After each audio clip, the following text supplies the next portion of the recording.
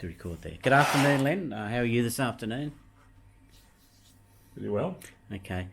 Thanks for coming here to the Terang RSL. Today is the 14th of March, 2019, and just going to go through a series of questions with Len in relation to your war service. First off, why did you decide to enlist, Len?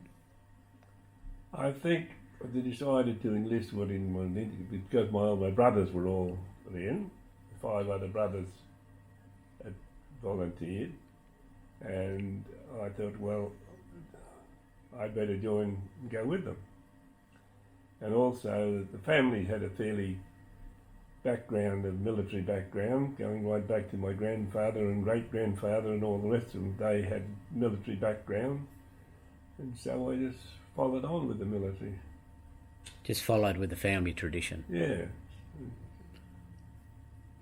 Can you tell me about your journey through training, just briefly?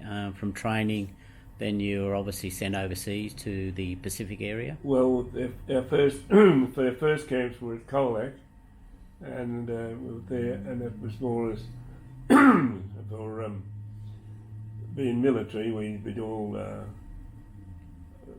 military training, like rifle training, firing practice, marching discipline, and some manoeuvres. From there on, I went from there to Geelong. We camped at Geelong for a while, and then I was put into the 26th Machine Gun Regiment for a time. We did our training with the 26th Machine Gun Regiment, in which I passed and became a machine gunner. Later on, when the war changed from the Middle East, from the desert warfare where they're using armoured divisions, well, we were put into the armoured division, become part of the armoured division, the 26th Armoured Regiment. And then by the time we just got ready to be trained to go to the Middle East war was over and the Japanese had come into the war, so we were immediately sent back to become fighting in the Pacific. And the Pacific was no place for armoured divisions in New Guinea. You'd bog them the minute you would put them on the sand like that. So I transferred from the armoured division to one of my brothers was serving with the 2nd 8th Field Company, and I said to him, well, I'll apply and go to him. And because the older brother can take a younger brother into the unit, I joined the 2nd 8th Field Company. And then we transferred from that. It was a different shock from being an armoured division to being a field sapper. But I went to New Guinea in 1943, and I was unfortunate in one way. When I went to New Guinea, my brother was transferred back to Australia to go as an instructor at Kapuka. So we didn't even match up with one another in the unit together. I was in New Guinea and he was back here in Australia. And so from when I went to New Guinea, I didn't have much experience as being a sapper, but I fitted in fairly well because I also had a radio operator's license as well. That came in handy. But I'd soon learned to become acquainted with the sappers. We had, being a field sappers, we were up constantly with the infantry, and it was the field sapper's role, more or less, to keep getting the infantry forward. If they got stuck, the sapper had to go out and clear a minefield or bombs or whatever was those days, and then, or barbed wire or whatever, what the field sapper's job is. And so that, from then until the end of the war, I spent my time working with the field sappers. We did temporary bridging, we did all sorts of work that helped to get the infantry forward. In attacks on the beaching, the sappers had the role. Field sappers had the first people nearly on the beach because they had to take the Bangalore torpedoes and blow the wires and get through so the infantry could get through. So a lot of people said, "Oh, you're an engineer, you've got a safe job, you're back behind the lines," but it wasn't a very safe job at all at times. But we did a lot in helping get across creeks, fords, pontoons and all that sort of stuff, helping the infantry here. But I didn't have the experience at that time with explosives. We had different members in our 9 platoon. We had explosives experts, we had bridging experts, we had different ones on different roles. So at that time I wasn't involved with explosives, but I do hold an explosive licence. And we kept on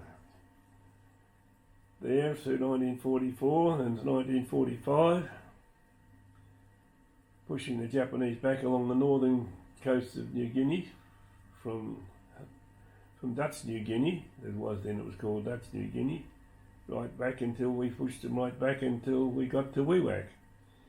From Wewak we started to climb up into the mountains behind Wewak, and within a few months the war had come to an end. So and at the end of the war, a lot of most of the infantry were repatriated back to Australia, but a lot of the sappers remained behind to do restoration work and also clearing up work from the battlefield. And I didn't get home until February 1946, so I was almost 6 months after the war was over before I come home. So during your time in the islands and towards the end, when hostilities had ceased, did you have any contact with the Japanese prisoners towards the end? Yeah. And what was your impression? We did have some contact with the Japanese prisoners in the last couple of months of the war, and I only had one episode with looking after 10 prisoners. And they come down, and amongst them was an Air Force, Japanese Air Force, must have been a pilot.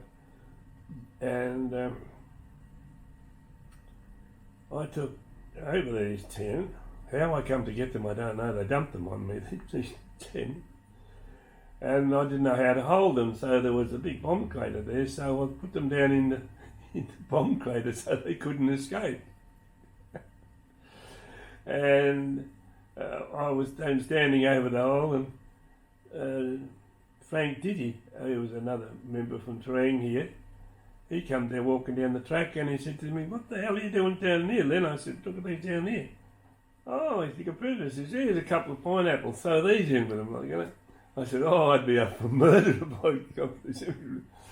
Anyway, a little while later, some of the baseballers came up and picked up the prisoners and took them down. But I think they all thought when they were down the hole they were going to get shot, but I think the only thing was that the Air Force, Japanese Air Force base, could speak English. I said, "You're only down there because you can't run away." But and then after the war finished, we had a little bit of contact with the prisoners, but the headquarters staff and all that, they had the control over all the prisoners. We didn't have much to do with the prisoners whatsoever. So we finished up our time then. So during your time, Len, you would have served with various men from different maybe nationalities. Obviously, you were in touch with the Papua New Guineas, those who helped you out. Yeah, we had our boss boys and Luluais, as they were called then. So what were your impressions? They were mostly for us carrying our supplies, carrying out the wounded. They were very good on the stretcher bearers, carrying out the wounded. And we had quite a lot to do with them because we always had native porters with us, so practically carrying most of our gear and stuff because we couldn't carry the stuff anyway, Just to go up the mountain tracks, I mean, it was almost impossible to carry yourself some of the time, let alone carry anything else. But, so once hostilities ceased and you remain behind, you come back home in 46.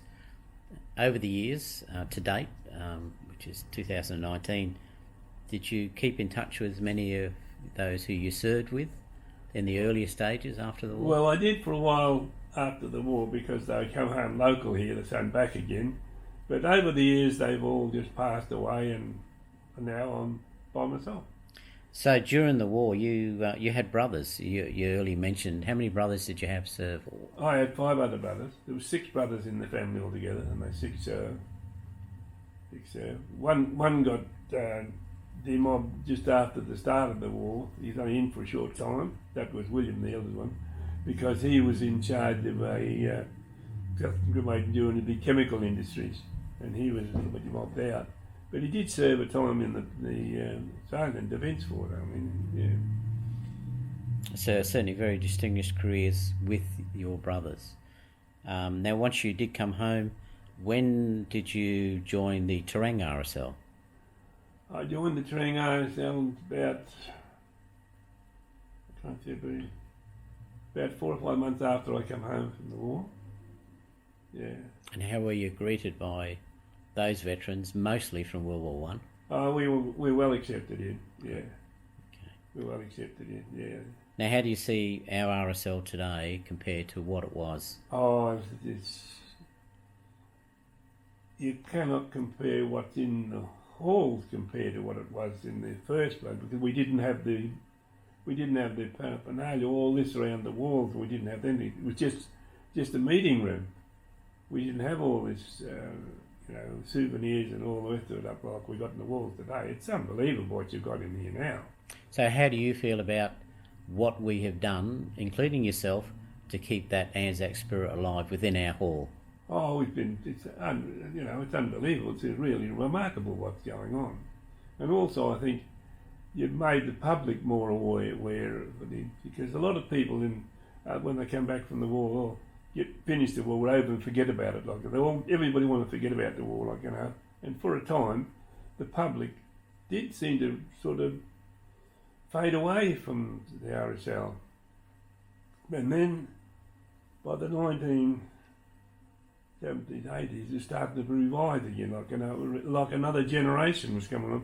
And I think what stirred it up again more than anything was the Korean War and the Vietnam War. It brought back the reborn again, So the RSL was sort of reborn again when the new wars come on, because we're making room for new planets. So since then, it's been quite a progressive thing, And you march very proudly every year. Oh yeah, if I can get down there. And how old are you now, Len? 96. Still going strong. And with that, Len, I thank you for your service and thank you for your time.